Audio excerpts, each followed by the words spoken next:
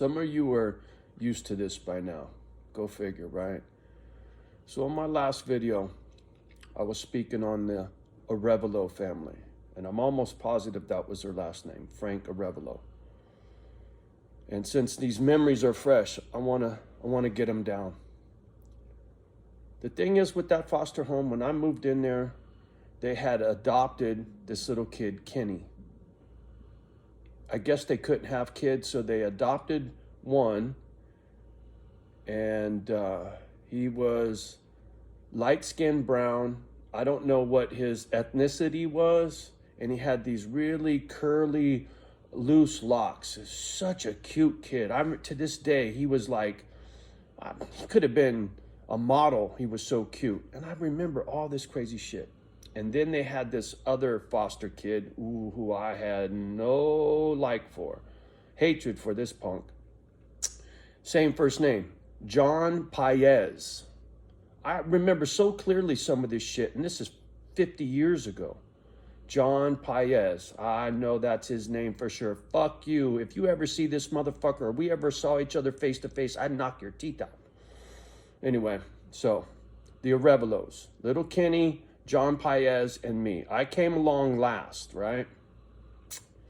So I had a room with little Kenny, the youngest one, and me split a room, and John Paez had his own room. And John Paez used to pick on me. He was a punk, right? He was older, he was bigger, so he fucked with me all the fucking time. And he was brown. Kenny was brown, mom and dad were brown, and I was the only white kid. So when we went into that restaurant in Texas, there were 4 brown people and a towhead blonde. That's why I stood out so much when I was in their company, you feel me? So while I was in this home, the foster mom, and for some reason I want to say her name was Judy, but I'm not sure. Because I had another foster mom with the first name Judy who was a sweetheart. And to this very day, I got so much love. That's a happy memory, that family. But I'll get into that one on another video someday. But anyway, back to the Arevalos. The foster mom. She had issues. I don't know what the fuck her problem was, but I'm going to tell you a few stories, and this is child abuse shit. So if this is, trigger alert, whatever the fuck you guys call it, you don't want to hear some child abuse, then kindly kick rocks. I understand. So anyway, I'm just going to spit these out as I remember them. We were on vacation in Lake Tahoe. And yeah, I got a pretty sharp memory for some of these stories. I don't know how, but I do. So we were on vacation in Lake Tahoe. I want to say we were there with another family, like 2 families go to one of those rent a cabin kind of thing, and you're all hanging out together, right? Because I remember there were other people, not just from our family. And I don't remember what I did, but I got foster mom pissed. She had me in the yard out in Tahoe, pull my pants down, butt ass naked from the waist down, took a fucking Hot Wheel track and whipped me with this fucking Hot Wheel track and drew blood. Because I remember people saying, that's enough, that's enough, that's enough. That's all I remember, because that's what stopped the pain. She whipped me with this fucking Hot Wheel track. If you're familiar with the Hot Wheel track, it's flat and then the edges curl up so the little cars don't come out. And when she whipped me with that, there was a fat red line, but on the outside of each red line were little slits that drew blood because those edges cut me. And I put my hands to guard my ass, and then my forearms caught most of it. You know what I'm saying? Man, I can remember this shit clearly.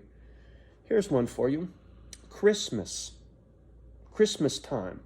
There was this huge plastic candle.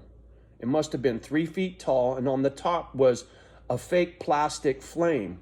You pop that off, and then there was a light socket, right? You had a light bulb, and then you put the plastic flame on top, and it sat in a corner of the room somewhere during Christmas. I'm a little fucking kid. The light bulb went out, so I took the plastic flame off, unscrewed the normal light bulb, took that off, and unscrewed a bulb off the Christmas tree. The problem was the bulb I took off the Christmas tree was small and it wasn't the right size. And I had the fucking thing plugged in. I could have electrocuted myself. I had it plugged in, and what I did was I was holding the bulb, and I thought if I put it in there and I hold it, even though it don't fit, it'll light up. Not knowing anything about electricity, what happened was sparks started flying. I let go. The bulb got caught in it and started shooting sparks. Foster mom starts screaming, unplugs the fucking thing. When she unplugged it, she took the fucking extension cord and started beating me with the extension cord.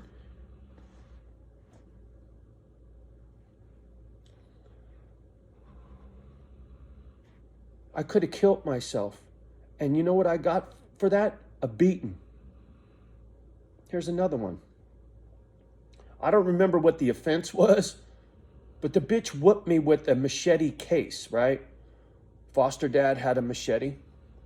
She slid the case off the machete, and she beat me with a machete case. You know how thick a machete case is? Here's another one. Little Kenny that I was telling you about, the kid that they adopted. We had moved to a couple places. We lived in South City and we lived in San Mateo. This was still South City, off of Westboro Boulevard.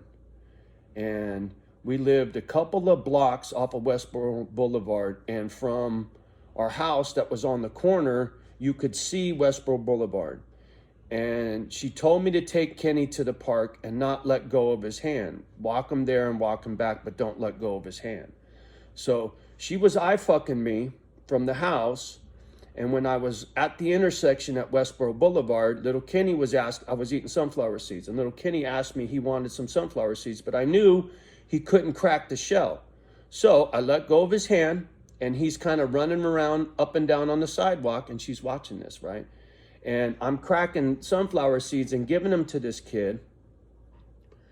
And she saw that. And when I got back to the house, she fucking laid into me. I told you not to let go of his hand. She grabbed me by my fucking hair so my head couldn't move.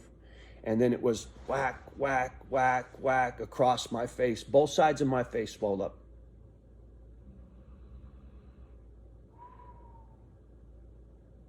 The only time she ever stuck up for me, I got in a fight with a kid in the neighborhood. And he was an older kid and a bigger kid. And he had gotten me in a headlock, right? And my only recourse for being in this headlock, I bit this fucking kid in the forearm so hard, my teeth sunk into his skin, right? And like a dog, I broke skin, both top and bottom, and I wouldn't let go until he started screaming and I could taste blood in my mouth. So I let go. He ran home. He got his mommy. His mommy showed up at the house. Look what your son did to my son. And my foster, the crazy bitch that used to beat me, stuck up for me. Told her to fuck off, get the fuck out of here. He was beating up my kid. Fuck you, blah, blah, blah. Your kid's bigger, older. And she stuck up for me. She was a tough bitch. Man, I just had to get this out because it was fresh after my last video. There's so much, and I hated vegetables, right? This was one of those foster homes where you got to eat everything on your fucking plate until everything's gone. You're going to sit there.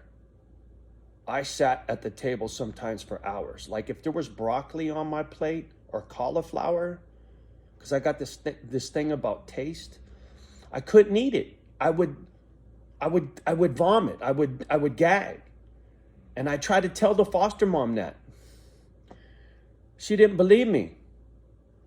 She forced me to bite on a cherry tomato. It squirted in my mouth, and as soon as it squirted in my mouth, I puked on the fucking plate instantly. She never forced me to eat vegetables again after that. But that's how extreme it was for me to prove my point to this fucking broad, to quit beating on me. Like I said, I sat at that fucking kitchen table for hours with staring at fucking vegetables. And then I was so stubborn that finally it was bedtime. Go to bed. It was the only way I could get out from eating my vegetables was sit there until it was bedtime. You can't make this shit up. Just like a song. You cannot write a good song unless you've lived it. These stories are memories of life events. They're etched into my memory, man. I can't erase them. I wish I could erase them. I just got to live with them, you know what I'm saying? So, sorry, this one's really shitty. I had to get it out because it's heavy on my soul all of a sudden, right? It's so weird.